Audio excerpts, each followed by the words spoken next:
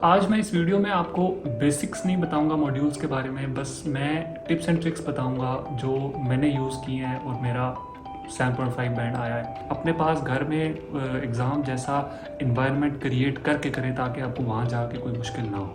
ये वो वाली एक्सपेक्टेशंस नहीं हैं जो हम दूसरों से रखते हैं, बल्कि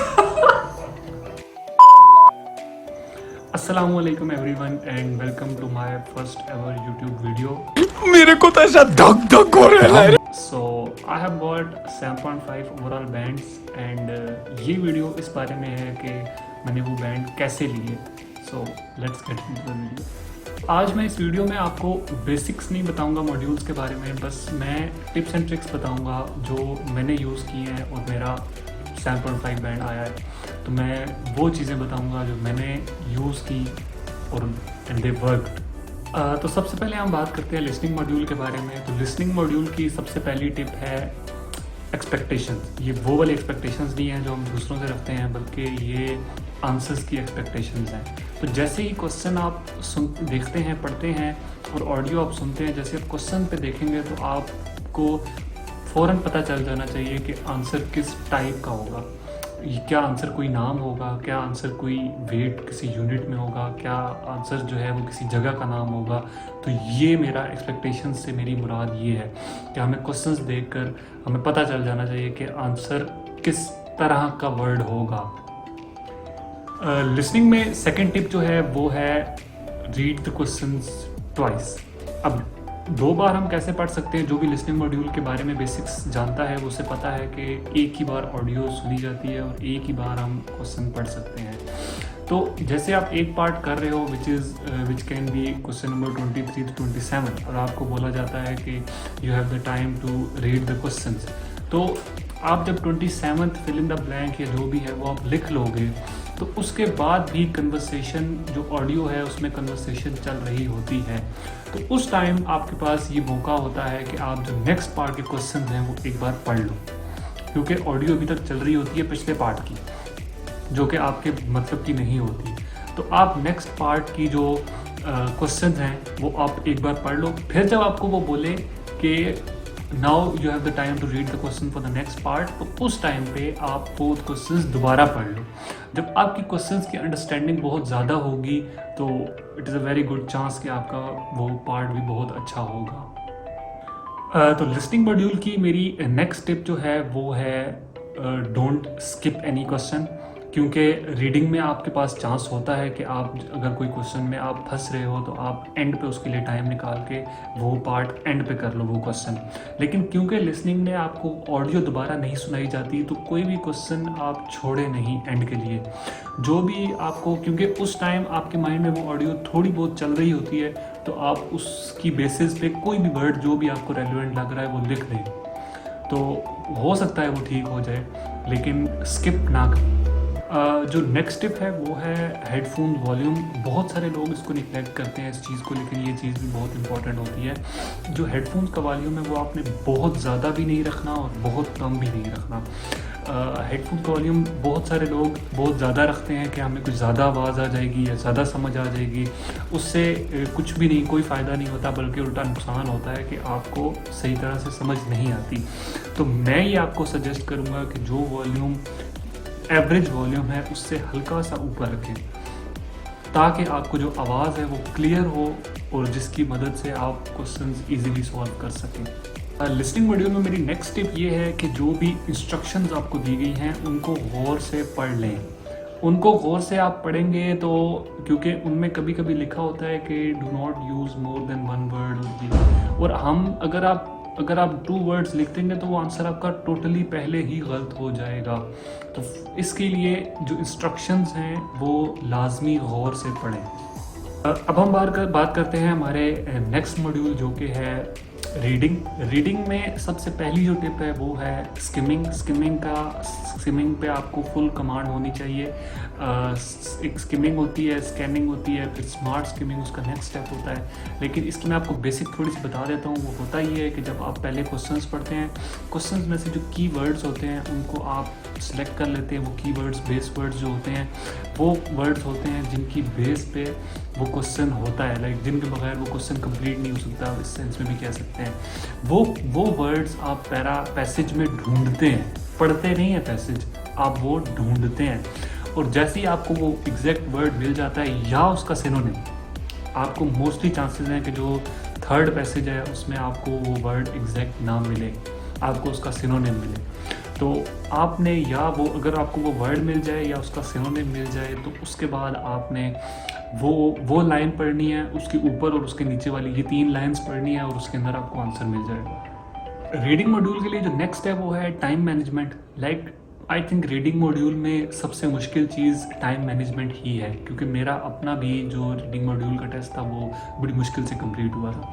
तो टाइम को मैनेज करें, इसके लिए जितनी ज़्यादा प्रैक्टिस कर सकते हैं, जितने ज़्यादा जो कैम्ब्रिज की बुक से जितनी ज़्यादा टेस्ट रीडिंग के प्रैक्टिस करें टाइमर लगा के, अपने पास घर में एग्ज़ाम जैसा इन्वायरमेंट क्रिएट करके करें ताकि आपको वहाँ जाके कोई मुश्किल ना हो। रीडिंग मॉड्यूल में इसी टाइम मैनेजमेंट के साथ एक और चीज़ ऐड करना चाहूँगा कि जो डिफ़िकल्ट क्वेश्चंस हैं उनको एंड के लिए स्किप कर दें, क्योंकि अगर आप एक क्वेश्चन पे फंसे रहेंगे वो आपका जो पूरा रीडिंग का मॉड्यूल है, टेस्ट है, वो पूरा सॉल्व ही नहीं होगा। आपको जो भी जिस क्वेश्चन जो आपको मुश्किल लग रहा है, जिस क्वेश्चन में आप फंस रहे हैं, वो आप एंड के लिए छोड़ दें ताकि आपका वहाँ पे टाइम ज़ाया ना हो और एंड पे जाके आप उसको देख सकते हैं और उसके लिए जो आंसर है वो लिख सकते हैं। रीडिंग मॉड्यूल में नेक्स्ट बात मैं ये करूँगा कि आपको जो सिनोनिम्स हैं उनकी भी कमांड होनी चाहिए, क्योंकि हो सकता है कि आपको जो एग्जैक्ट वर्ड जो क्वेश्चन में लिखे हैं उनके सिनोनिम्स आपको पैसेज में मिलें। तो इस चीज़ को टैकल करने के लिए आपके जो सिनोनिम्स हैं वो आपको याद होने चाहिए वर्ड्स के। इसके लिए मैं ये रिकमेंड करूँगा कि आप जो है वो ज़्यादा से ज़्यादा प्रैक्टिस करो, ज़्यादा से ज़्यादा जो रीडिंग मॉड्यूल के जो पैसेजेस हैं उनकी प्रैक्टिस करो और सिनोनिम्स को याद करने की कोशिश करो। नेक्स्ट मैं बात करना चाहूँगा राइटिंग मॉड्यूल के बारे में, which is like I would say one of the toughest module in IELTS exam. इसमें सबसे पहली टिप मैं ये देना चाहूँगा कि डोंट रिपीट वर्ड्स। अगर आपने एक रिपोर्ट या ऐसे में एक वर्ड एक बार लिख दिया है तो कोशिश करें कि एक और बार लिखें, 2 से ज़्यादा बार नहीं लिखें, बल्कि अगर तो आपका जो कलेक्शन ऑफ वर्ड्स है, वैरायटी ऑफ वर्ड्स अगर आपके पास ज़्यादा है तो आप कोशिश करें कि एक वर्ड को एक ही बार लिखें रिपोर्ट या ऐसे में। और सिनोनिम्स का ज़्यादा से ज़्यादा यूज़ करें, ख़ास तौर पे रिपोर्ट में आपको काइंड ऑफ मजबूर किया जाता है कि आप जो है वो एक वर्ड को बार बार यूज़ करें। तो वहाँ पे आपका सिनोनिम्स बहुत ज़्यादा हेल्प करते हैं। आपको सिनोनिम्स याद होने चाहिए। आप एक वर्ड के आपके पास कम से कम 4 से 5 वर्ड्स होने चाहिए जो आप यूज़ कर सकें।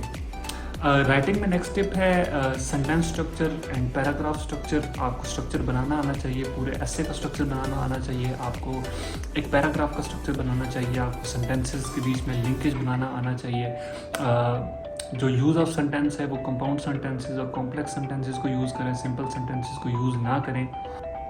नेक्स्ट टिप मेरी ये है राइटिंग मॉड्यूल की कि जो बेसिक मिस्टेक्स हैं जैसे स्पेलिंग मिस्टेक्स, ग्रामेटिकल मिस्टेक्स, इनको बिल्कुल ज़ीरो कर दें। इनकी कोई गुंजाइश नहीं है आइल्ट्स राइटिंग में, क्योंकि इसकी वजह से आपका बैंड बहुत ज़्यादा लूज़ होगा। कोशिश करें कि अपनी बेसिक्स जो हैं वो उनको स्ट्रॉन्ग करें, अपनी जो ग्रामर है, टेंसेस हैं, स्पेलिंग है, प्रोनाउंसिएशन है, इन चीज़ों को बहुत अच्छा करें। राइटिंग मॉड्यूल की मेरी नेक्स्ट टिप ये है कि आप जो क्वेश्चन है ना उसको गौर से पढ़ें। क्वेश्चन को गौर से जब तक नहीं पढ़ेंगे, आप डायरेक्ट क्वेश्चन देखा और लिखना शुरू कर दिया तो ये बहुत ज़्यादा लोग गलती करते हैं।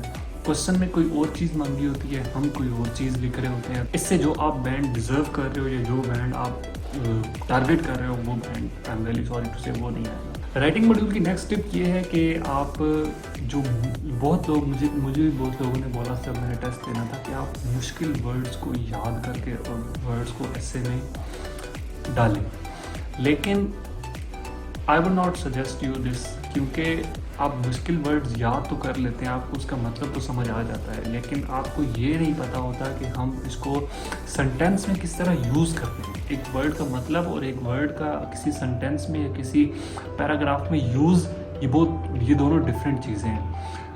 या तो कोई ऐसा सेंटेंस है जिसका आपको प्रॉपर नॉलेज है कि यार मुझे पता है कि ये सेंटेंस किस किस मीनिंग्स में किस किस सेंस में यूज़ हो सकता है और किस तरह यूज़ हो सकता है, देन इट्स गुड।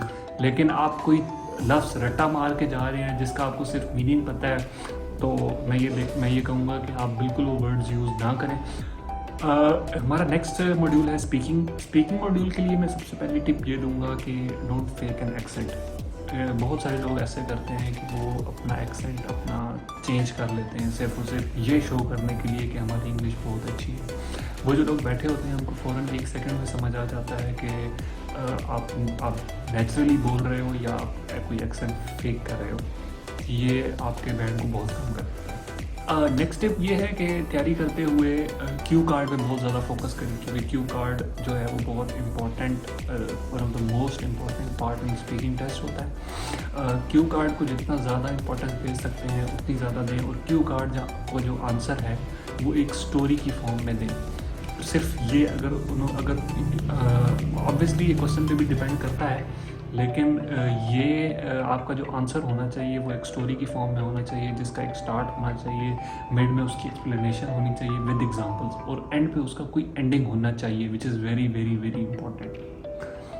स्पीकिंग के लिए मेरी नेक्स्ट टिप ये है कि जो पार्ट 3 है उसके आंसर्स 1 लाइनर या 2 लाइनर ना दें, क्योंकि वो जो हैं वो एक्सप्लेनेटरी क्वेश्चंस होते हैं, तो उनके लिए आपने कम से कम 3 to 4 लाइंस का आंसर करना है। आंसर टू द पॉइंट करें, लेकिन उसकी स्टार्टिंग और एंडिंग में थोड़ी सी एक्सप्लेनेशन लाजमी डालें। वो बिल्कुल 1 लाइनर आपका आंसर नहीं होना चाहिए, यस या नो में आंसर नहीं होना चाहिए। अच्छा, मुझे पहले ये लगता था कि जब जो रीडिंग मॉड्यूल का होता है ना टेस्ट, उसमें हमने सिर्फ और सिर्फ जो है वो कुछ ना कुछ लिखा आएगा और हमने सिर्फ और सिर्फ उसको पढ़ना है। तो ऐसे और ही होता होगा।